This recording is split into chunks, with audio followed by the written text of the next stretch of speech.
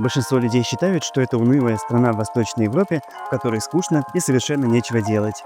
Признаюсь, я и сам раньше так думал. Дорогие друзья, сегодня я направляюсь в Польшу, чтобы доказать, что эта страна ни в чем не уступает, а в чем-то даже превосходит все Лондоны, Парижи и Барселоны. В реальности Польша совсем не такая, как ее представляют. Она может быть грустной и веселой, спокойной и яркой, старой и современной. В ходе этого путешествия я отыскал в ней сокровища, о которых никто из туристов даже не догадывается. Приглашаю вас, дорогие друзья, в путешествие по чудесной Польше.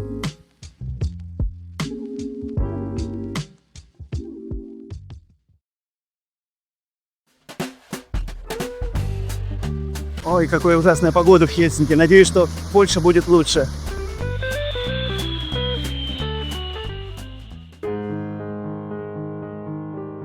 Самолет мягко поднимается, и мир под крылом превращается в бесконечное море белых облаков.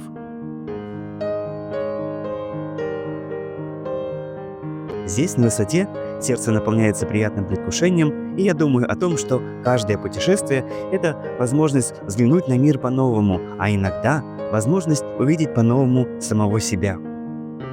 Польша встречает меня приятной облачной погодой, и впереди начинается мое новое путешествие. Чтобы из аэропорта добраться до Варшавы, нужно сперва доехать на автобусе до города Модлин и там пересесть на электричку. На ступеньках у вокзала, словно хозяин Модлина, восседал гордый черный кот.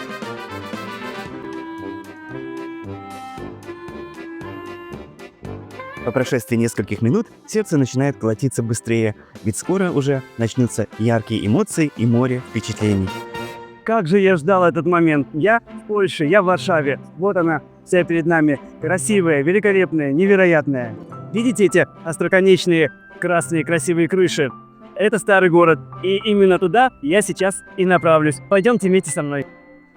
Как вы уже поняли, сегодня мы познакомимся со столицей Польши Варшавой, великолепной и такой же разнообразной и непредсказуемой, как здешняя погода.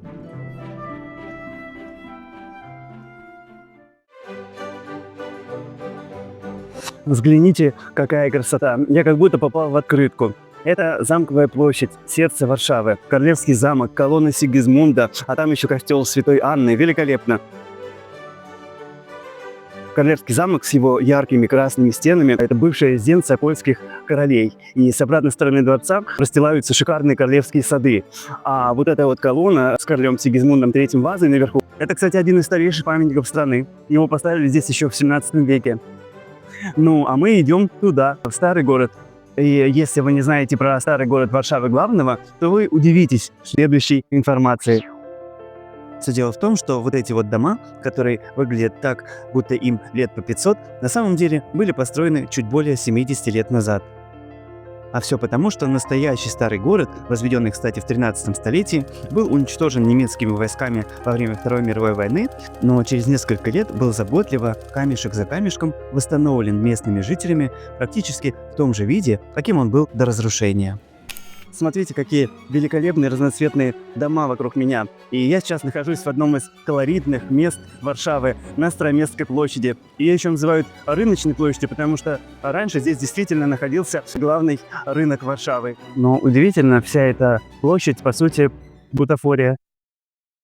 После окончания войны тут не осталось ни одного здания, и все находилось в руинах.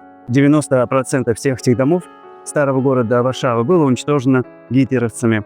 Это грустно. Представьте себе, что чувствовали выжившие в этой войне жители города, которые провели здесь свое детство, которые бродили по этим улочкам, радовали жизни, думали о счастливом будущем. И вот они видят свои дорогие сердцу места в развалинах. Но прошло всего лишь несколько лет после войны, и старая Варшава вновь была полностью восстановлена. Причем настолько скрупулезно, настолько детально, что старый город Варшавы вошел в список мирового наследия ЮНЕСКО. Просто удивительно. Сегодня на рыночной площади много народу, куча кафешек, художники рисуют картины, а шарманщик играет на своей шарманке, и кажется, будто все вокруг овеяно атмосферой праздника. Здесь круто. И знаете, вот все эти дома, такие каменные, прижатые друг к другу, поляки называют каменицами. Так вот, каждая из этих камениц интересна, но я обращу внимание лишь на некоторые из них. В этой каменице жила семья виноторговцев Фукеров, поэтому здание декорировано рельефами с виноградными лозами. В неподалеку расположенной каменице подо львом, украшенной красивыми изображениями людей с кувшинами, находился винный погреб семьи Фукеров. Каменицей под Святой Анной когда-то владел венецианский купец Давиде Запио. Именно поэтому на фасаде дома красуется венецианский лев с крыльями, а на углу здания находится скульптура Святой Анны. Каменица Декерто в 18 столетии принадлежала мэру города Яну Декерто. В соседней каменице в разные времена располагались аптека, типография, почта и прочие городские службы. Если рассказывать про все каменицы на Староместской площади, не хватит и целого фильма. Одно можно сказать точно: разглядывать их, узнавать их историю и любоваться каждой деталью можно бесконечно. Но нам пора идти дальше. Мы свернем за угол и направимся к так называемой Гнойной горе. Такое некрасивое название Гнойная гора, она получила потому, что когда-то сюда, вниз по склону, стекали все нечистоты, какашки, мусор из старого города. И все, что вываливалось из домов, попадало именно сюда. С тех пор прошло много веков, и теперь Гнойная гора – это один из тихих, уютных уголков. Чуть поодаль, кстати, можно увидеть остатки старого дома, пережившего войны, и это такая память об уничтоженной Варшаве. Ну и, кстати сказать, отсюда открывается удивительный вид, удивительная панорама. Под нами зеленый склон, а впереди широкая Висла, а за ней район Прага. Когда-то суровый, даже опасный, а сегодня совсем другой, модный, с шумными барами, клубами, ресторанами, уличными концертами и атмосферой свободы. К сожалению, я сегодня не смогу туда попасть. Ну, а мы идем дальше по старому городу и пойдем в сторону Барбакана.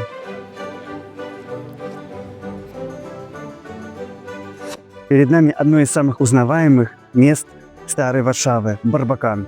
Это такая защитная башня, которая когда-то охраняла вход в старый город.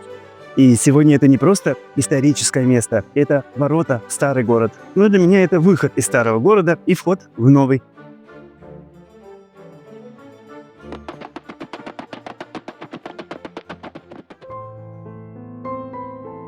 Сейчас я стою у памятника маленькому повстанцу в старой Варшаве. Этот мальчик в слишком большом для него шлеме – это символ всех детей, которые участвовали в Варшавском восстании в 1944 году. Представьте себе ребенок, который должен был играть, мечтать, учиться, веселиться. И вместо этого он был вынужден взять в руки оружие, чтобы защищать свой город.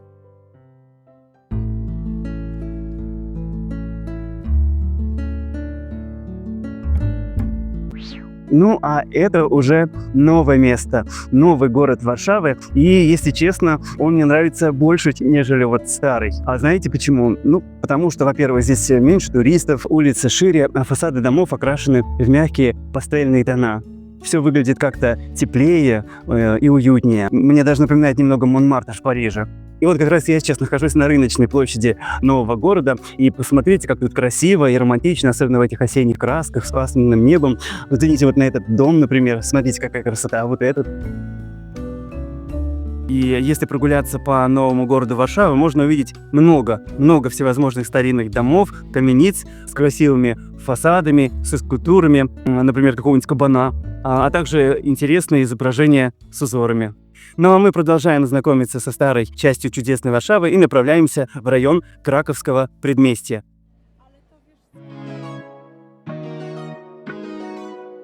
Ну, во-первых, почему Краковское предместье? Откуда такое название?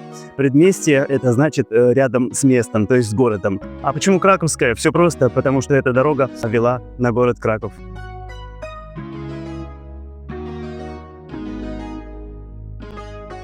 Знаете, вот эта вот улица, это место, Краковское предместье, дорога, которой ездили короли, это одно из интересных мест Варшавы. Это уже не совсем старый город, но и в то же время это еще не современная Варшава. И вот это вот перепутье, вот эта вот периферия, тем интереснее. Дальше идут очень много интересных зданий, дворцов, камениц. Также по этой дороге, по Краковскому предместью, идет ряд нескольких церквей разных стилей. И, пожалуй, выделить из них можно одну. И это церковь Святого Креста. Вот она как раз по правую сторону от меня. И интересна эта церковь тем, что в ней хранится сердце композитора Фредерика Шопена. Шопена, который сочинил похоронный марш. Умер он в Париже, и он еще при жизни своей завещал, чтобы его сердце было похоронено здесь, на его родине, в Польше, в Варшаве. Он родился в поселке недалеко от Варшавы.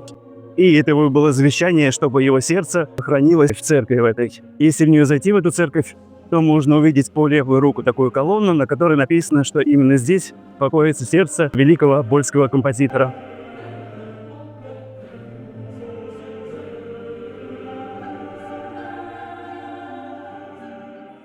Вот смотрите, а вот это, знаете, что это президентский дворец? Конечно, он здесь тщательно охраняется. Вот, но очень красивое здание, львы на входе, ворота, охрана. Видим тут фамилии перечисленных тех, кто погиб в 2010 году под Смоленском. Президент Лех Качинский, его супруга и многие другие политические или другие известные деятели Польши. И, конечно, это такое трагическое было событие. Прошло уже с тех пор 15 лет, но поляки помнят это и чтят этого президента. Также на этой улице, на Краковском предместье, есть несколько памятников. Конечно, я не всех этих людей знаю, но знаю вот поэта, писателя Адама Мицкевича, знаменитый польский писатель. Ну и также интересен памятник Николаю Копернику, великому астроному, которым поляки очень гордятся.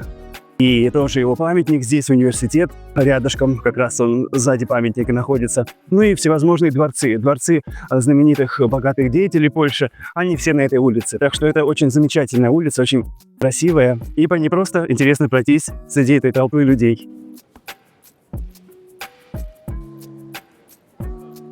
А еще здесь на Краковском предместье есть здание университета. Главный университет Польши.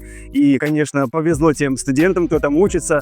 Но для меня интересно это тем, что это шикарнейшее, красивое здание. Вернее, даже группа зданий. Смотрите, у них столовая, называется столовка. У нас в школе так неформально называли столовую.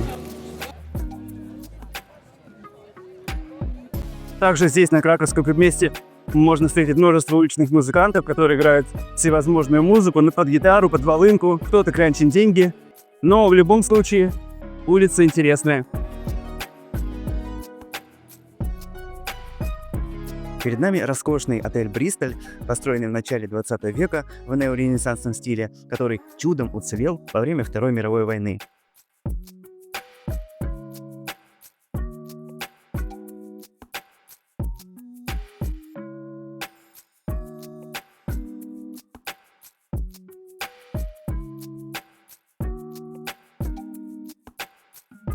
Ну и какие мои первые впечатления о Польше? Ну, во-первых, я здесь был уже. Я здесь был, и это мой второй визит в эту замечательную страну. Но сегодняшний визит мой более осознанный, потому что, когда я был первый раз, я, конечно, знал достаточно поверхностно, и мне не так была интересна история, архитектура. А сегодня я иду и восхищаюсь вот тем, что здесь есть, потому что Польша — это такая страна с достаточно богатым историческим, в том числе, наследием. И, конечно, здесь есть связь и с Италией, и с Россией, и с другими странами. И вот это вот как раз все вместе, оно очень интересно. И хочу развеять все мифы о том, что Польша и подобные ей страны Восточной Европы скучные и неинтересные. Польша — одна из интереснейших стран Европы, и лично мне она очень нравится. Современная Варшава впечатляет своими контрастами. Старые улочки соседствуют с небоскребами, а исторические памятники гармонично уживаются с современными кафе и галереями. Повсюду кипит жизнь, идет движение, а люди спешат по своим делам. Чувствуется, что город живой, яркий и с энергией, которая буквально ощущается на его оживленных улицах. И среди всего этого шума возвышается главная доминанта города. Кажется, что я попал в Москву, на Воробьевы горы. Перед нами Дворец культуры и науки, построенный в 1955 году. Величественный символ Варшавы. Это был подарок от советского правительства польскому народу. И проектировал его архитектор по имени Лев Руднев, знаменитый автор московских высоток. Высота этого здания 237 метров, и долгое время оно было самым высоким строением в Польше и Восточной Европе, ну, за исключением Москвы. Внутри расположены театры, музеи, университеты, клубы, всевозможные кафе. Знаете, во дворце проходили концерты таких исполнителей, как Rolling Stones, Андреа Бочелли. Ну и также здесь был финал конкурса «Мисс Мира» в 2006 году. Несмотря на свою спорную историю, сегодня Дворец культуры и науки — это неотъемлемая часть польской столицы. Равно как и история еврейского гетто, которая находилась неподалеку отсюда.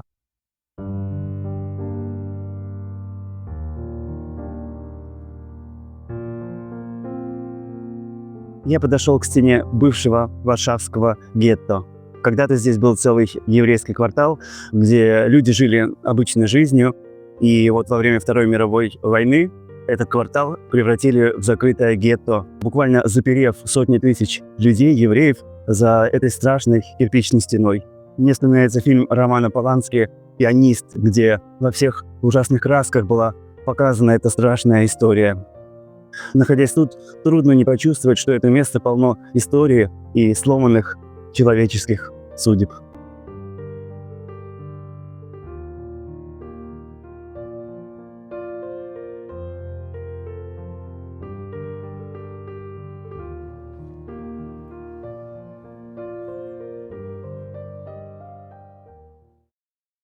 Совсем немного времени у меня осталось на Варшаву, и я мчусь в другую часть города, чтобы успеть увидеть еще пару интересных объектов.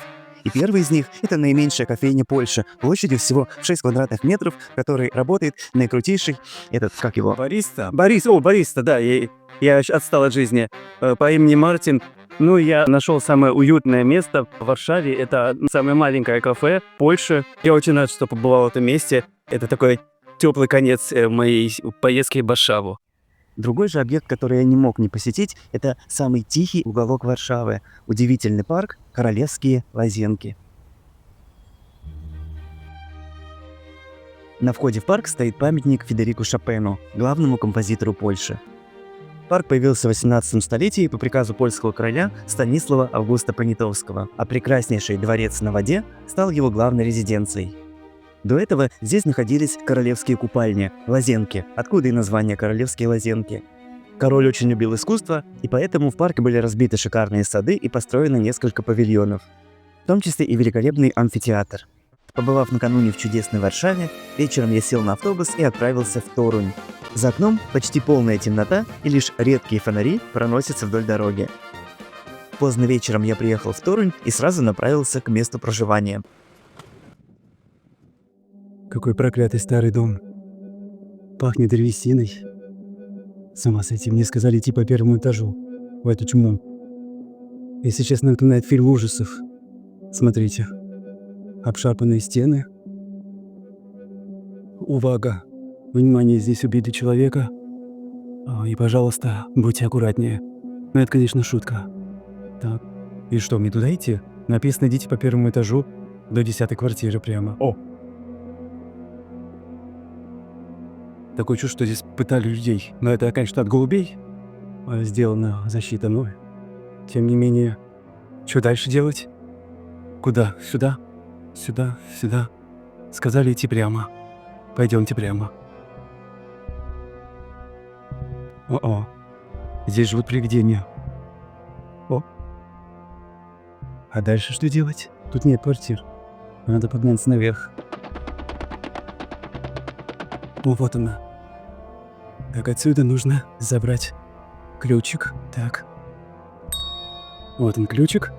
Закрываем эту сделаем дужку и открываем дверь. О, все. Открылось. Ну что, посмотрим. Так. Ух ты. Посмотрите, как здорово. Такой страшный вход.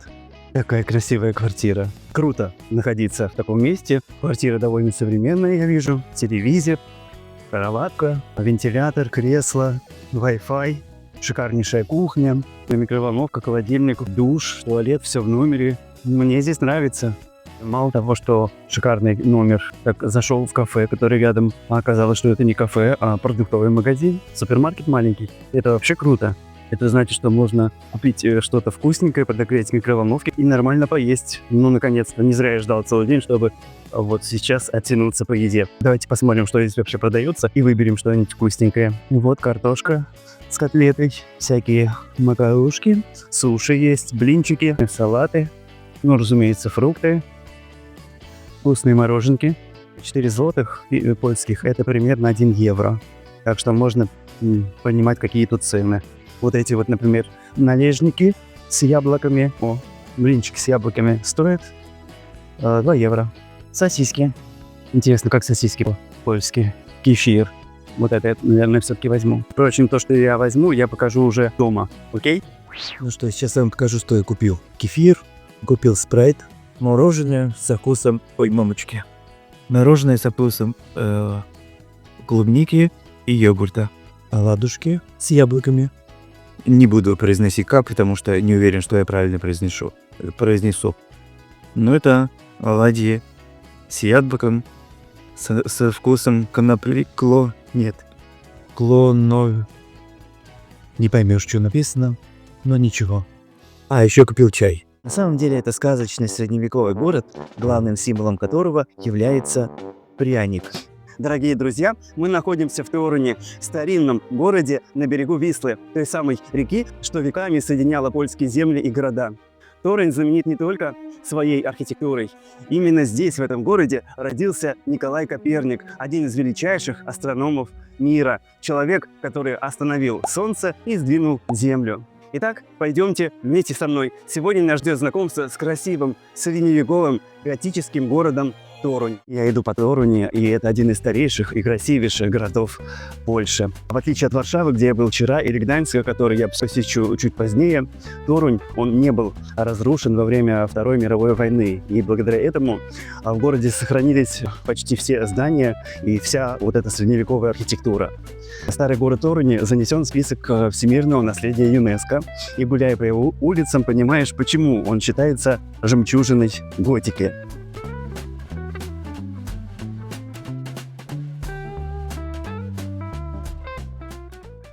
Гости Торуня во время визита в этот прелестный средневековый город ограничиваются, как правило, лишь старым городом. Но я первым делом перейду по мосту на противоположный берег Вислы, чтобы увидеть настоящую жемчужину древности – руины замка Тевтонского ордена, крепости, некогда охранявшей местные земли. Эта крепость появилась в 15 столетии по приказу польского короля Владислава Ягелло. Она стояла на границе с владениями Тевтонского ордена и должна была защищать левый берег Вислы и торговые пути. Здесь, в этих стенах, происходили важные события для польского народа. В середине 15 века король Казимир Ягеллончик провозгласил так называемые Нишавские статуты, один из ключевых правовых актов польского средневековья. Эти статуты ограничивали власть монарха и закрепляли права шляхты, польского дворянства. Такое название эти статуты получили от соседнего поселения Нишава, которое когда-то находилось неподалеку отсюда, на левом берегу Вислы тут же, и позже город Нишава был перенесен ниже по течению, там, где он существует и сегодня. Прошли века, и замок потерял свое значение, но во время наполеоновских войн в начале 19 века эти руины снова ожили. Здесь, среди этих обвалившихся стен, укрывались французские солдаты, около 40 солдат, которые пытались удержаться под натиском российских войск, которые наступали в тот момент на Торунь. Ну а сегодня здесь тихо, от крепости остались лишь стены и фрагменты башен. Но если прислушаться, кажется, что ветер еще несет отголоски тех времен. Сначала рыцарских битв, а потом пушек и выстрелов 19 века. Есть еще одно потрясающее место в Торуне, о котором туристы совершенно не знают, и мы его, разумеется, сейчас посетим. Это спокойный, меланхоличный район старинных особняков и тихих аллей, прибыв в который, будто переносишься лет на 70 назад. Пожалуй, еще живы несколько пожилых торунчан, заставших этот престижный район в его самую золотую эпоху. Когда я сюда пришел, начал капать небольшой дождь. Ну вот пошел дождик, но, если честно, для того места, где я сейчас нахожусь, это даже к лучшему. Я в Бытгельском предместье. Само по себе немного меланхоличное такое место, где дождь кажется частью пейзажа. Здесь все тихое, глубокое, виллы, чуть облупленные фасады, деревянные двери, узорчатые и балконы, каштаны могут хрустеть под ногами. И такая непередаваемая атмосфера. Кстати, почему Бытгельское предместье? Бытгельщ — это такой город в Польше, и как раз эта дорога ведет в этот город. А предместье, как мы знаем, это пригород основного города. Главная улица на Бытгельского предместья — улица Адама Мишкевича. Именно на ней расположены самые основные здания, основные интересные дома, но и другие улицы. На них тоже много чего интересного. Очень много старинных домов. И, конечно, здесь смешение такое разных стилей. Здесь есть и эклектика, здесь много модерна, также есть неоготика, очень много других стилей, названия которых я не всегда даже знаю. И интересно, что со многими из этих зданий у местных жителей связаны теплые воспоминания. Я хочу как раз зачитать для вас выдержки из интернета с воспоминаниями местных старожилов. Они своими словами, своими, можно сказать, устами поведают нам, что для них дорого в этом красивом, интересном районе. Когда весной раскрываются каштаны, улица превращается в зеленый туннель. В детстве мы собирали эти блестящие каштаны, складывали в карманы и считали, у кого больше. Для нас это было настоящее богатство. На углу улицы стоял маленький магазин, где пахло дрожжами и свежим хлебом. Рядом было кафе, и туда мы ходили за лимонадом в стеклянных бутылках. Это был вкус праздника, даже когда стоял обычный дождливый день. Вилла Ирена среди сосен казалась настоящим дворцом.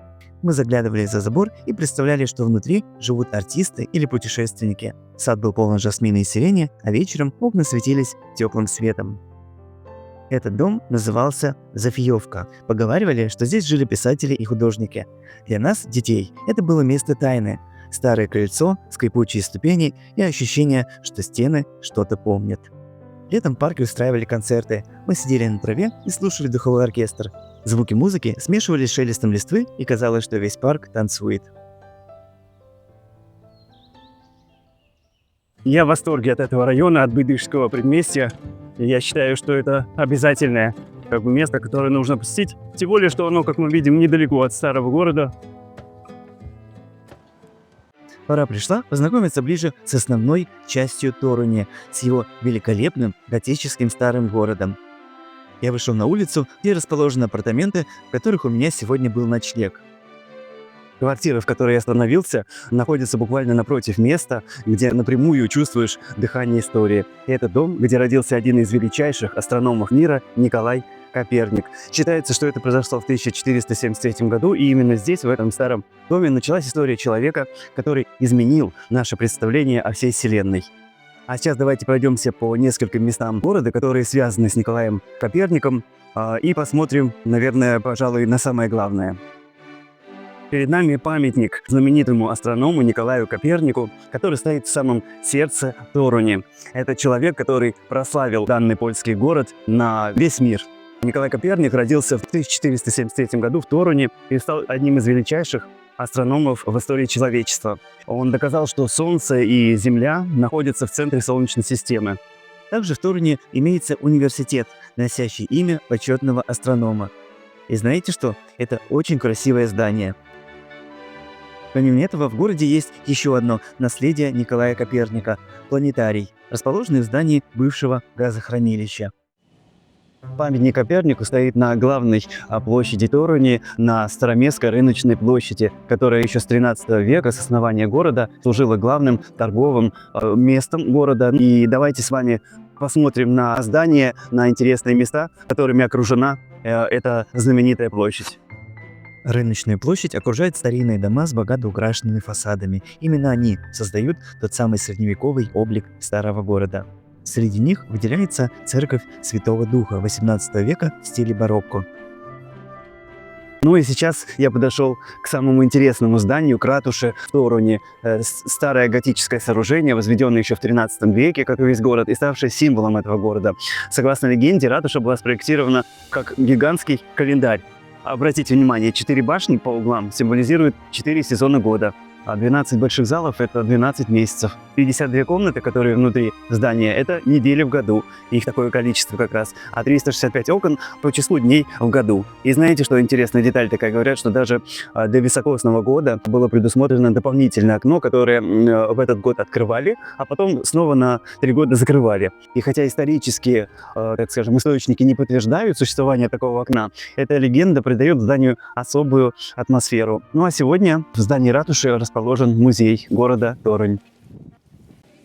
На Староместской площади есть еще один памятник, памятник Флесаку с лягушками. Это настоящая жемчужина старой Торуни.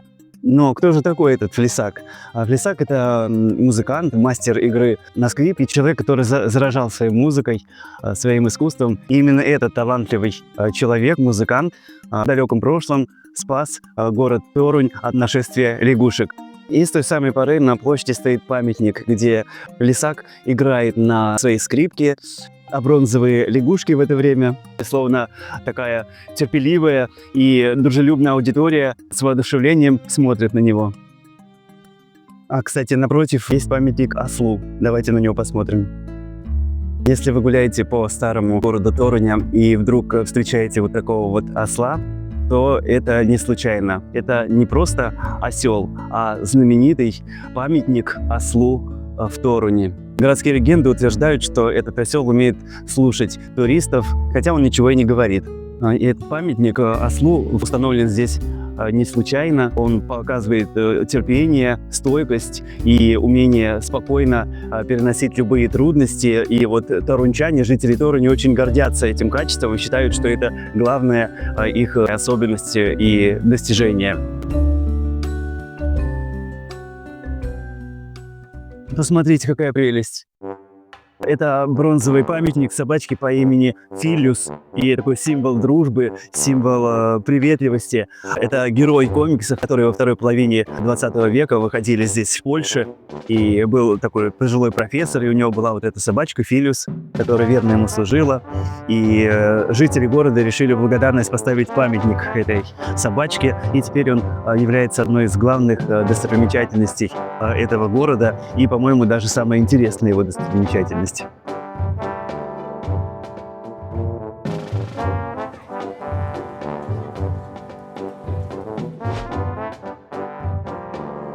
Старый город Торуни небольшой, и, возможно, именно поэтому он оставляет после себя чувство завершенности.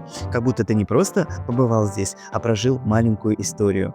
И именно за такие моменты мы и любим путешествия. Если старый город Торуни – это открытка, то новое место или новый город – его более спокойный и местный характер. Этот район появился чуть позже старого города, и в нем жили ремесленники, торговцы и, так сказать, менее почетные горожане. В новом городе также есть своя рыночная площадь. Она меньше и тише, чем главная площадь старого города, но зато здесь чувствуется более размеренный ритм жизни.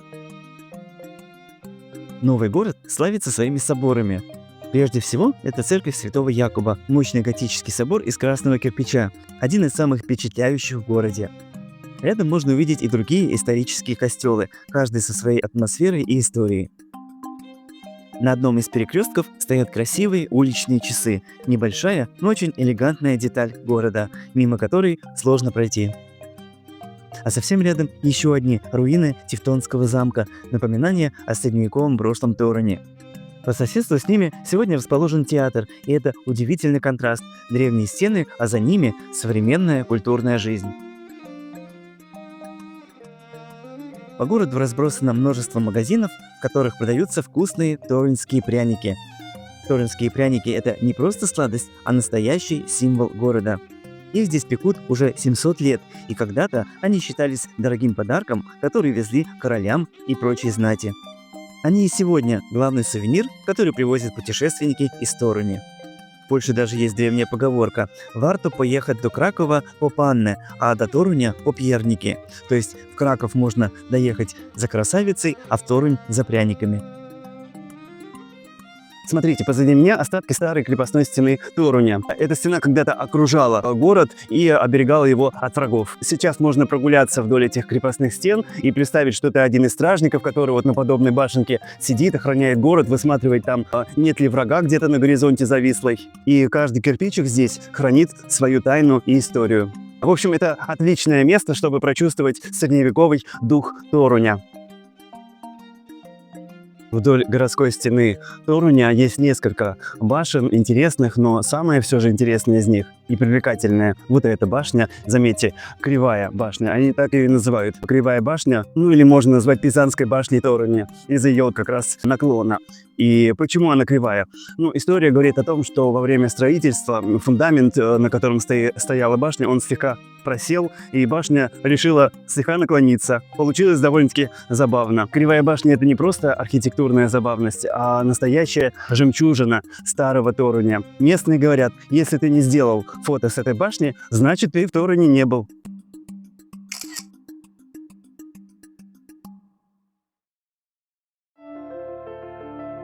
Наступил вечер. Улицы Торуни стали тише, свет фонарей подчеркивает старую архитектуру, а знакомые места начинают выглядеть совершенно по-иному. В такие моменты хочется неспешно идти и просто наслаждаться приятной атмосферой.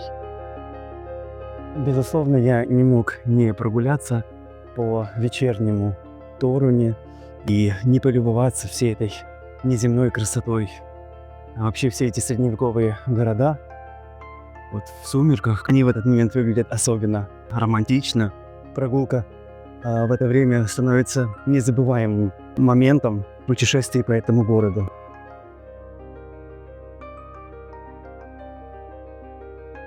Вечерняя Торунь – это прекрасный финал сегодняшнего сказочного дня.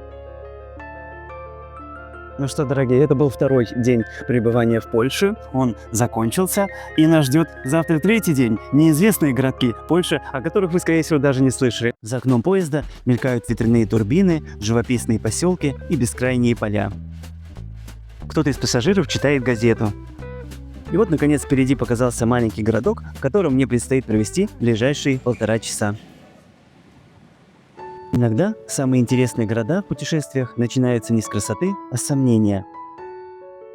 Я только что приехал в этот доколе незнакомый мне провинциальный город, и первое, что он мне показал, это были не торжественные фасады и не открыточные виды, а мое знакомство с ним началось со старых железнодорожных путей, заброшенных закоулков, мусорок и мест, которые будто остались из другой эпохи. Чем ближе я подходил к центру города, тем больше он менялся. Появлялись красивые дома и остроконечные шпили старинных соборов. Вскоре я вышел на главную площадь города. Сейчас я нахожусь на рыночной площади города Тчев. Тчев, да, такое интересное название. Знаете, у меня дома есть целых 3, как минимум 3 путеводителя про Польшу, да, 3. И знаете, там есть какие угодно деревни, какие угодно города. Но вот этого города Тчева нет ни в одном путеводителе. Хотя город с огромным туристическим потенциалом.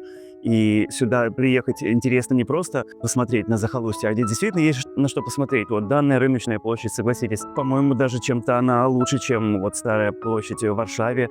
Ну, понятно, что здесь не так помпезно, как там, но все же вот в этой теплоте, провинциальности, отсутствии народу, туристов, вот именно в этом огромный плюс вот этого города Тчева. И мне этот город очень нравится. Пожалуй, Тчев – это лучший город моего путешествия по Польше. По крайней мере, чувства, которые я испытал, находясь тут, оказались намного сильнее, чем в Варшаве или Торуне. Посмотрите, как здесь удивительно. Его ветхость и заброшенность совсем не похожи на привычную глянцевую Европу. И именно в этом весь шарм данного города. Удивительно, но этот город Тчев, он довольно-таки старый, и он ровесник Гданьску. Основано поселение было здесь в 1198 году, а статус города получил в 1260. Вот этот город тоже входил в Тевтонский орден, пережил огромный пожар, по-моему, в 16 столетии, если я не ошибаюсь. Пострадал во время Второй мировой войны. Но в любом случае этот город сохранился практически в первозданном виде, в средневековом виде. Смотрите, надпись «Упоминки». Поминки, что ж это такое? Поминки, что ли? Ладно. Тут тоже есть магазин «Жабка». Это маленький продуктовый магазин. А еще есть магазин индийская кухня, ресторанчик, называется «Зайка». Ну, вообще здесь здорово, симпатично. Но, казалось бы, такой маленький городок, забытый всеми.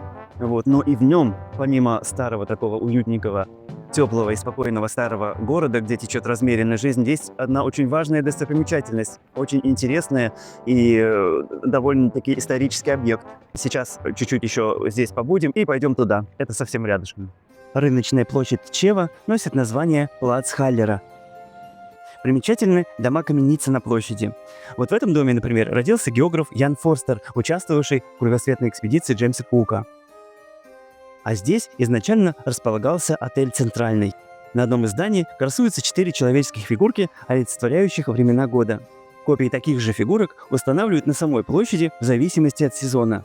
Сейчас на дворе октябрь, и мы видим фигурку под названием «Ешень», что на польском языке означает «осень». От главной площади Тчева я спускаюсь вниз и направляюсь к реке.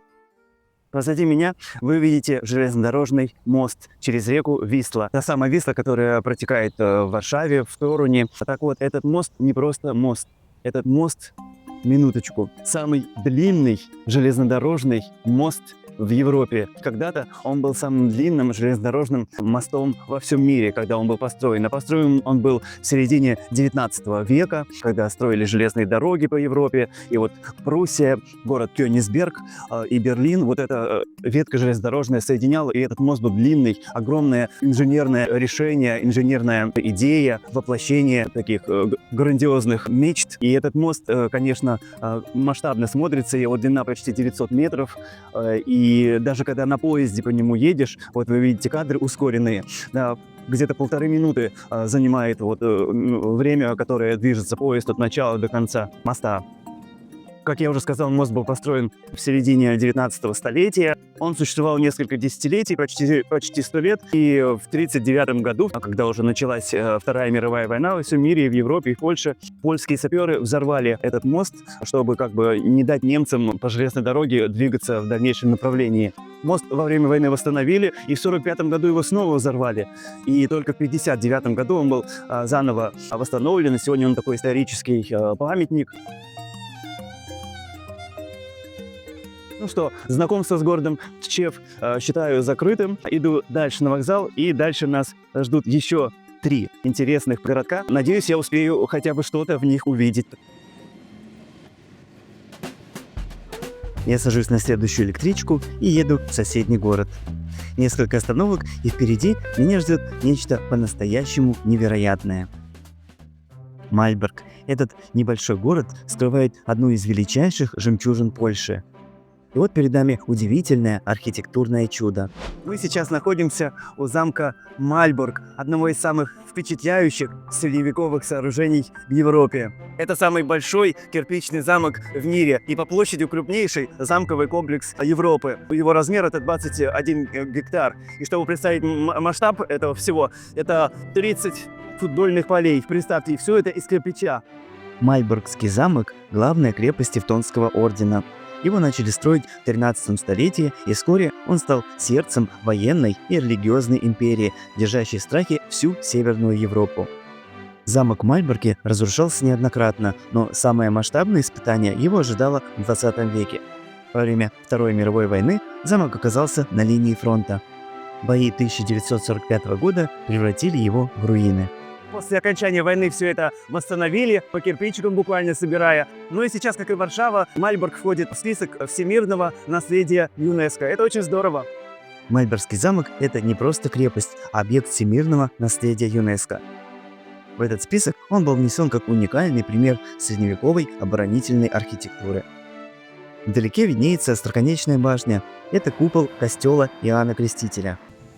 Сам город Мальборг – типичный провинциальный город.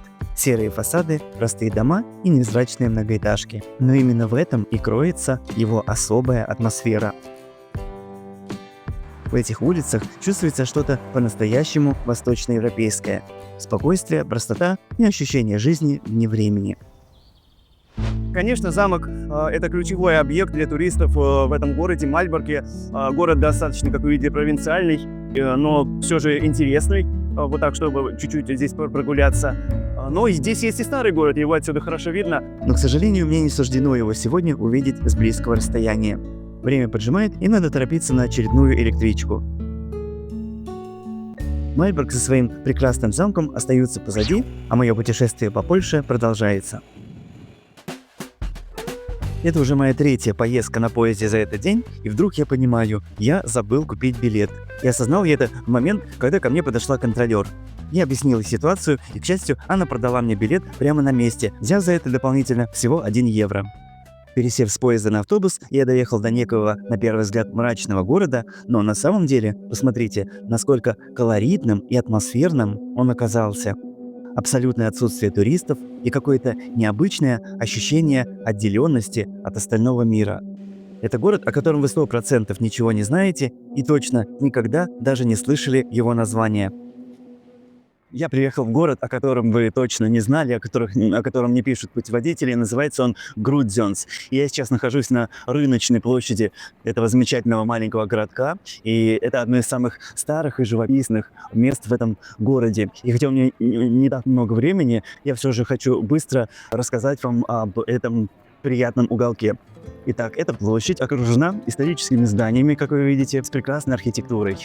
И местные дома, они сохранили атмосферу старинного города. Одним из самых известных называется дом под Лебедем, каменица под Лебедем. Старинный такой жилой дом, считается одним из самых старых в городе и привлекает внимание своим таким необычным фасадом. Вокруг этой площади часто происходят различные мероприятия, тут проходят ярмарки. Здесь всегда, особенно днем, в выходные, кипит жизнь. Ну и, конечно, здесь приятно прогуляться, почувствовать эту атмосферу небольшого провинциального городка, но с очень долгой историей.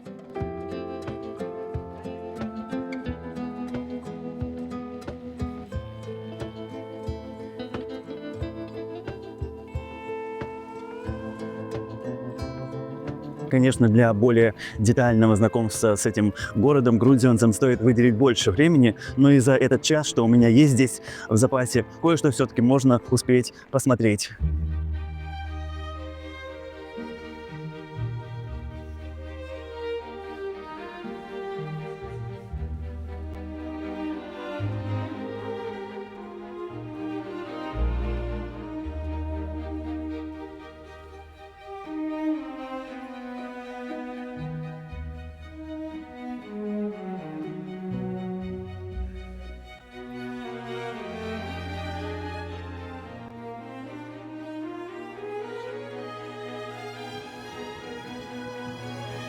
А сейчас пойдемте, я вам покажу главную достопримечательность города Грудзенс.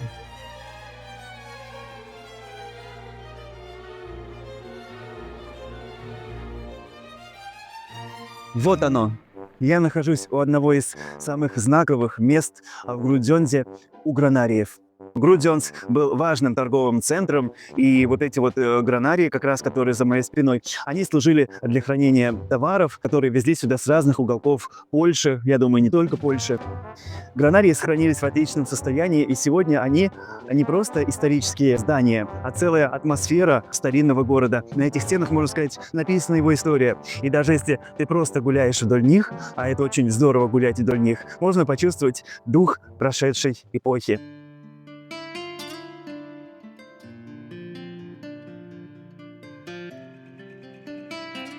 Вечером внешний облик города Грудзенс, Польша, словно превращается в сюрреалистический сон. Электрические гирлянды освещают старые здания. Многие из этих домов выглядят полузаброшенными. По улицам неспешно движется редкий поток автомобилей, в полупустых трамваях мерцает свет, и город кажется тихим, немного отстраненным и при этом невероятно выразительным. Не знаю, каково здесь тем, кто живет в нем постоянно, но оказаться в Грудзенсе мимолетом всего на 1 час, чтобы прогуляться, это оказывает большее впечатление, чем даже Варшава или Торунь. В общем, мне очень понравился этот город Грудзенс, и, конечно, незаслуженно игнорируемый туристами. Я считаю, что он очень-очень достоин, очень интересный город. Ну а я бегу на поезд, и меня ждет последний населенный пункт сегодняшнего дня, город Квидзин. Спустя полчаса пути я уже был в вечернем Квидзине. Этот дивный городок также встретил меня тихими улицами и таким же провинциальным ритмом, как и все сегодняшние города моего маршрута. В 80-е годы в этом городе жил мой друг Себастьян. От вокзала дорога постепенно приводит меня к главному, самому значимому месту в Квидзине. Наверное, плохо видно, но за моей спиной один из самых необычных замков в Польше. Замок в городе Квидзине. Именно ради этого места я сюда и приехал. История этого замка начинается еще в 13 веке. Сначала здесь находилась крепость Тевтонского ордена, тех самых рыцарей, которые строили свои замки по всей Пруссии. И примерно в 1330-х годах они начали возводить вот этот вот кирпичный готический замок. Если посмотреть чуть правее, можно увидеть, прямо к замку примыкает огромный готический собор. Замок и собор под одной крышей, соединенными переходами и внутренними дворами. Но самая интересная деталь – это высокая башня, стоящая чуть в стороне и соединенная с замком. И это так называемый Данскер, одно из самых редких сооружений Средневековья. По сути, это старинная канализация. И отходы уходили вниз по этим вот колоннам, прямо к ручью, который протекал под башней. В течение веков этот замок неоднократно перестраивался. После Тевтонского ордена он перешел во власть польских королей, потом был частично разрушен и в итоге восстановлен. И сейчас мы видим его в таком прекрасном виде. Жалко, что ночь и действительно плохо видно, но я рад, что я здесь. После Квидзена я снова сажусь в поезд, и это моя последняя, по-моему, 155-я поездка на поезде за день. Я еду отдыхать.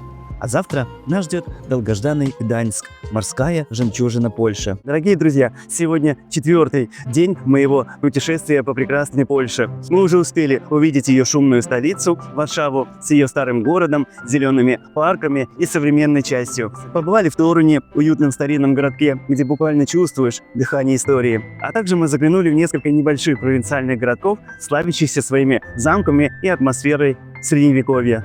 Ну а сегодня мы в великолепном, морском и очень атмосферном городе Гданьске. Нас ждет невероятный день и масса впечатлений. Прямо сейчас я стою у Золотых ворот. И свое название эти ворота получили из-за богатого золотого декора на них. И с 17 века эти ворота служат парадным входом в город. И именно через эти ворота мы сегодня войдем в Гданьск, чтобы начать наше знакомство с его красотой, архитектурой и неповторимым морским духом. Утренний Гданьск прекрасен. Город просыпается, кафешки начинают шуршать своими кружками, чашками, и жизнь просыпается в городе. По таким туристическим городам, которые ежедневно посещают сотни туристов, лучше иногда прогуляться с утра. Если есть возможность, если вы заночевали, не поленитесь встать пораньше, чтобы прогуляться по пустынным улочкам Гданьском. Сейчас, как вы видите, народу совершенно ноль. И совсем скоро здесь уже будет, не то чтобы не протолкнуться, но будет достаточно много народу. А сейчас очень замечательное время.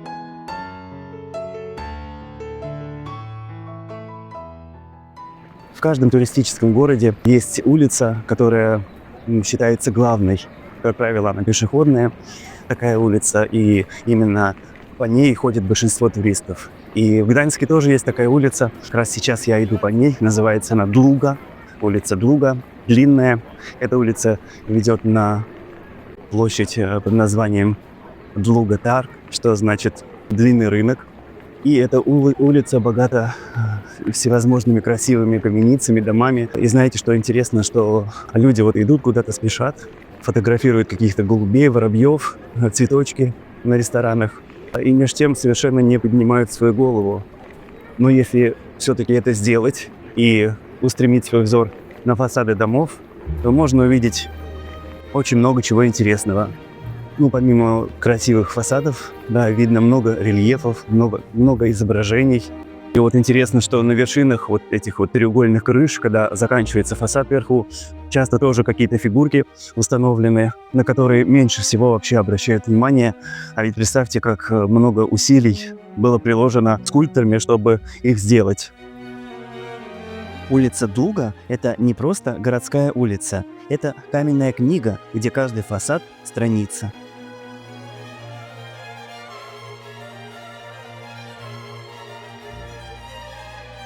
Если внимательно присмотреться, узоры начинают говорить. С их помощью город рассказывает о себе без слов. И смотрите, какая шикарная, красивая, изящно декорированная дверь сзади меня. И эта дверь ведет в дом, так называемый дом Упхагена. Этот дом был построен в 17 веке, в середине 17 века, зажиточным купцом по имени Ян Упхаген. Это был польский купец немецкого происхождения. Дом построен в стиле польского классицизма, и вот эти все узоры – это как раз характерные черты этого архитектурного стиля. Ну а сегодня в доме Упхагена расположен музей жителей города Гданьска. Но есть здесь и более выдающееся здание.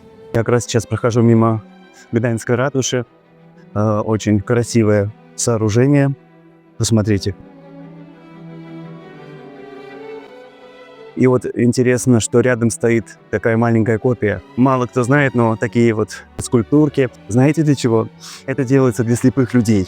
Слепые люди тоже любят путешествовать, как ни странно, незрячие или малозрячие. И как они могут увидеть, что это за город, как выглядят его дома? Пощупав, они трогают эти фигурки, эти скульптуры и, ну, как могут, но представляют себе, как выглядят эти здания, эти города воочию. И вот перед нами главная площадь Гданьска. Выхожу на площадь Длуга Тарг, на длинный рынок, длинную площадь. И первое, что я вижу, это фонтан Нептуна. Или Нептуна. Как вам больше нравится? Перед нами одна из главных достопримечательностей города Гданьск – фонтан Нептуна. Этот фонтан был установлен здесь в первой половине 17 века, и с тех пор Нептун, древнее мифическое божество, стал символом и визитной карточкой Гданьска. Площадь Длинный рынок в Гданьске – это самый настоящий музей под открытым небом. Рисунки, рельефы и декоративные элементы на фасадах здесь особенно яркие и привлекательные. Они рассказывают об истории, жизни и культуре как города, так и всей страны. Эти рисунки не повторяются, но вместе формируют характер места, где каждая деталь говорит о вкусе и достатке. Знаете, что для меня является главной туристической приманкой в Гданьске? Пойдемте, я покажу. Чтобы увидеть главный символ Гданьска, необходимо выйти к реке Молтава. Молтава в прошлом была главной торговой артерией города, сделавшей Гданьск очень богатым населенным пунктом. Здесь, как нигде, чувствуется потрясающий морской колорит этого красивого портового города. На обеих берегах реки стоят здания, некоторые из которых выделяются особенно выдающейся архитектурой. Вот, к примеру, Зеленые ворота. Их фасад когда-то имел зеленоватый оттенок, откуда и такое название. Архитектурным стилем Зеленых ворот является голландский маньеризм. Мост, ведущий от ворот на другой берег реки, тоже получил имя Зеленый мост. С него уже виднеется главный объект Гданьска. Вон он, смотрите. Дальше путь пролегал по уникальной дорожке из дерева. Я иду по променаду, по деревянной пристани Гданьска, и эта пристань деревянная, рукотворная, и является самой длинной такой водной пристанью во всей Европе. Ее длина более полукилометра. И вот я уже приблизился к заветной цели. А вот и он, знаменитый портовый кран Гданьска. Это настоящая душа старого города. Это не просто старинное красивое сооружение, а один из древних подъемных механизмов в Европе, говорящий о могуществе и богатстве этого славного города во времена Ганзейского союза. И это не просто красивое старинное сооружение, а один из самых древних подъемных механизмов в Европе. Он служил двум целям, этот кран. Он поднимал тяжелые грузы до 4 тонн, представьте, и одновременно был городскими воротами, через которые можно было пройти в порт. И самое впечатляющее – это то, как он работал. Внутри здания стояли огромные такие деревянные колеса, и в них вот буквально шли рабочие и приводили механизм движения. Прогулка по Гданьской набережной превращается в путешествие сквозь эпохи, от торговых помещений и средневековых складов до современных построек. Здесь старинная архитектура спокойно соседствует с 21 веком, а променад вдоль реки постоянно подбрасывает неожиданные мелочи. А это, друзья, потрясающее, великолепное здание, которое нельзя пропустить – Арсенал. Место, где изготавливали военную технику в свое время, пушки, всевозможные чинили корабли, запчасти для кораблей. Это было уникальное место. Гданьский арсенал выполнен в стиле Возрождения, Ренессанса, помпезное, красивейшее здание и даже не похоже на большинство зданий Гданьска. Почему? Потому что это больше голландская архитектура, и именно из Голландии были привезены кирпичи, из которых сооружено было это здание. А посмотрите, какая на нем лепнина, какие узоры, какие окна, какой цвет здания. Ну, по-моему, все отражает великолепие и такую в хорошем смысле слова помпезность. Гуляя по городу, я решил немного свернуть с привычных туристических улочек и заглянуть в те тихие уголки старого Гданьска, куда редко заходят путешественники. Здесь все выглядит безумно колоритным, тем более сейчас, в конце октября, когда дома и дворики смотрятся по-особенному романтично. По улице не спеша идет женщина, которая наслаждается архитектурой старинных фасадов, а вокруг каменные детали, фигурки и маленькие декоративные элементы, которые создают уютную атмосферу. Прогулка по закуткам старого города открыла для меня совсем другой Гданьск. Тихий, размеренный и невероятно атмосферный. И, конечно же, больше всего в этом городе впечатляет его пестрая архитектура. Каждое здание тут будто сошло с яркой открытки. В 19 столетии даже железнодорожные вокзалы в Европе строили с таким пафосом. Сзади меня как раз вы видите железнодорожный вокзал города Гданьск. Видите, это потрясающее ренессансное сооружение, которое поражает своим величием, особенно вот эта вот башенка, напоминающая Биг Бен, вот эта вот архитектура, похожа на арсенал, который мы недавно видели. Рядом с вокзалом находится памятник детям с чемоданами. Отсюда отправляли сотни еврейских детей в Англию, спасая их таким образом от нацистских преследований. Когда началась Вторая мировая война, Гданьск оказался в эпицентре первых боев. Как и в Варшаве, старые кварталы и исторические здания Гданьска были разрушены или сгорели. Только спустя десятилетия город смог вернуть свой прежний облик и былую атмосферу. Несмотря на богатую историю и прекрасно восстановленный старый город, Гданьск пока не входит в список всемирного наследия ЮНЕСКО. Он был лишь включен в предварительный список, поскольку требования к уникальности и подлинности объектов очень высокие. Однако красота Гданьска все равно привлекает сюда тысячи туристов со всего света. Я очень рад, что приехал в Польшу осенью, потому что осень очень идет Польше в целом, и в частности Гданьску. Вот эти осенние краски, желто-красно-оранжевые, они добавляют вот эту атмосферу, эту меланхоличность этой стране, которая ей очень идет, потому что страна, конечно, хоть и шумная, хоть и веселая, поляки очень умеют веселиться, но при этом огромный груз вот этой тяжелейшей исторической составляющей. Восстания, войны, концлагеря, преследование евреев, коммунистический блок, который до 90-х годов примерно здесь был. И вот это все, конечно, отражается на этой стране, но вот в этом-то ее собственная уникальность. И Польша, как и вся восточная часть Европы, она не настолько кажется привлекательной. Но лично мое мнение, что Польша уникальна. Уникально, потому что здесь именно есть своя неповторимая атмосфера, вроде как бы Европа, но вот это вот какая-то вот уникальность вот в поляках, в стране, ни с чем ее не сравнить. И вот это то, что граничит современность, такие современные всевозможные здания, районы, музеи, и старина, и природа. Кстати, в Польше великолепнейшая природа. Я по пути из электричек и просто где-то проходя видел много природных зон, парков, лесов, полей. И, безусловно, это очень красиво, атмосферно. Сейчас я стою как раз на Замковой горе, так называемой. Гора эта имеет такой заметный ориентир, огромный крест. И глядя снизу на этот холм, вспомнилась песня Наутилуса Помпилиуса и Вячеслава Бутусова «Прогулки по воде». Вернее, припев этой песни. Кто знает, тот поймет, о чем я говорю.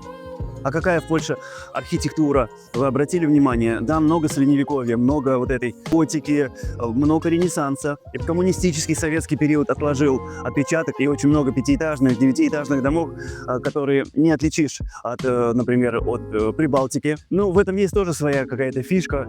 Знаете, я часто города сравниваю с людьми. Люди бывают яркие, бывают такие модные. И я с большим уважением отношусь и к таким слоям населения.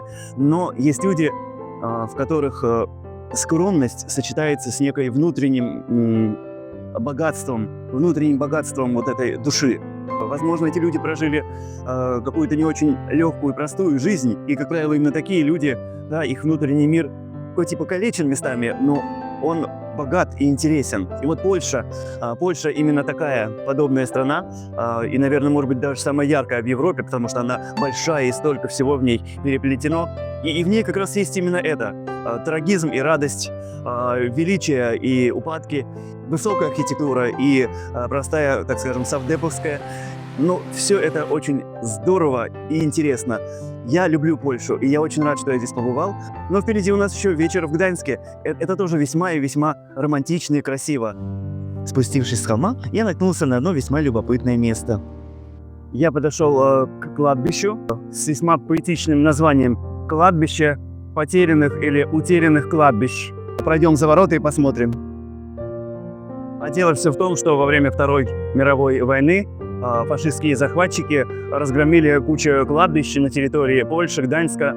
И вот поляки решили восстановить имена тех, кто таким образом, чьи могилы были утеряны, уничтожены. И сделали такое кладбище, где многоконфессиональные могилы, люди были как бы перезахоронены, но на самом деле там внизу никакие трупы не лежат, просто такие символичные надгробия, кое-где какие-то надписи. Весьма необычная достопримечательность в 2 шагах от железнодорожного вокзала.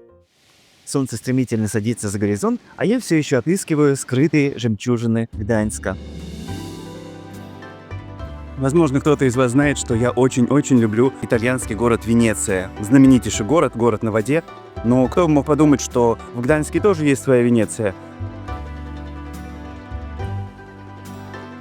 Вот эти вот каналы узенькие, они, конечно, такие, рядом с ними парковая зона, дворы, стоят многоэтажки, какие-то исписанные граффити здания, ну и также еще промышленные какие-то постройки, какие-то офисы. Короче говоря, в Гданьске есть своя Венеция, и прогулка вдоль этих каналов, она придает романтики.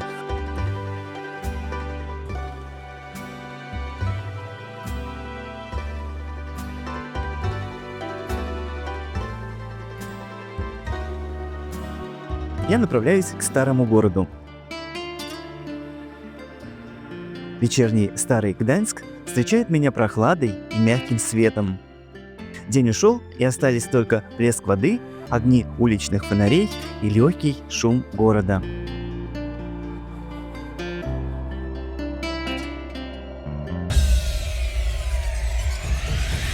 Я иду вдоль реки Молдавы и наслаждаюсь атмосферой чудесного вечера. Старые торговые здания стоят вдоль набережной, как ее бессменная стража. Гданьский кран среди них выделяется особенно. Массивный, черный, он как будто знает все легенды и тайны этого сказочного города. По Гданьску хочется просто идти без цели, слушать звуки улицы и думать о чем-то приятном. И в какой-то момент понимаешь, что именно за это и ценятся такие города, за то, что они дают возможность поразмышлять. С набережных доносятся ароматы вкусной еды, играет музыка, работают кафе, официанты гремят подносами, а посетители кушают и общаются друг с другом. Таким романтичным и атмосферным я и постараюсь запомнить этот прекрасный польский город. Но у меня есть время и возможность заскочить еще в один городок поблизости. Я сажусь в трамвай. За окном мелькают пустынные улицы, кусты, огни витрин и редкие прохожие. Трамвайный вагон увозит меня в сторону Сопота, популярного курортного городка на морском побережье. Я нахожусь в городе Сопот, знаменитом курортном городе Сопот на берегах Балтийского моря, и позади меня мы видим Кривой дом. Кривой дом – это одна из главных достопримечательностей города Сопот, появившаяся относительно недавно. Ну а вообще Сопот многим советским гражданам, так скажем, известен тем, что здесь в 80-е годы с концертом, вернее, в рамках фестиваля выступала Алла Борисовна Пугачева. И она исполнила песню «Все могут короли», с которой, собственно, и победила на этом аналоге европейского Евровидения. Поэтому этот город славится этим событием, славится променадом, на котором как раз этот дом расположен, фонтанами и морем, пляжем. Огромный длинный пляж здесь расположен. Ну, конечно, сейчас осень, конец октября, преддверие Хэллоуина. И, конечно, везде эти чертики висят и какие-то черепа тыквы. В любом случае, Сопот – это такой курортный праздничный город. И вот это вот променад, эта аллея, она, конечно, располагает к прогулкам. На моем канале вы можете также смотреть и другие мои путешествия. И я надеюсь, что вам они нравятся. Спасибо всем, кто смотрит мои видео. Я вам очень-очень-очень благодарен. Спасибо вам, дорогие друзья.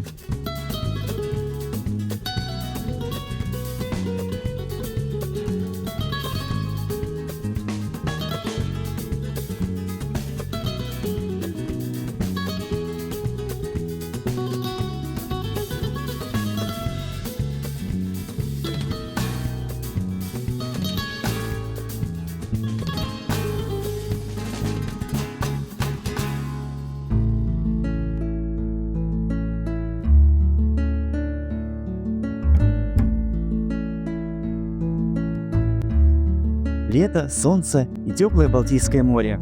Обычно именно за этим приезжают в Сопот. Я же попал сюда осенью, поздним вечером. На улице было холодно и ветрено, а море растворилось в темноте. Но это не помешало мне дойти до пляжа и даже выйти на знаменитый Сопотский пирс, самый длинный деревянный пирс в Европе. Здесь я заканчиваю свое 4-дневное путешествие по чудесной, изумительной Польше. Но меня утром ждет аэропорт Гданьска, из которого я полечу домой в город Турку. Пару слов хочу сказать о гостинице, в которой я остановился в Гданьске. Она называется «За мурами», а по-русски «За стенами». Находится эта гостиница в старом городе, недалеко от улицы Длуга. Персонал здесь очень дружелюбный, а номер небольшой, но уютный, с красивым видом из окна. Туалет рядышком. В гостинице есть отличная кухня со всем необходимым, и отель оставил у меня очень хорошие впечатления. Вы знаете такое выражение «селедки в бочке»? Именно так выглядел мой утренний автобус до аэропорта.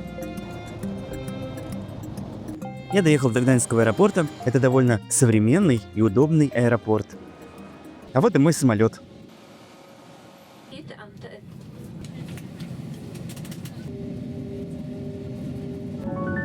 Я так люблю этот момент перед взлетом.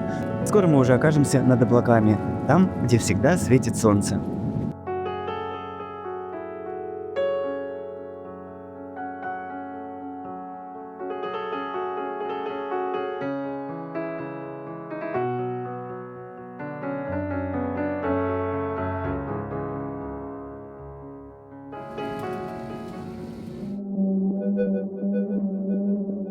Если бы меня приземлили в неизвестном городе, я бы не знал бы, что это за город, я бы подумал, что я в Лондоне. Посмотрите, какой туман. Но прикольно.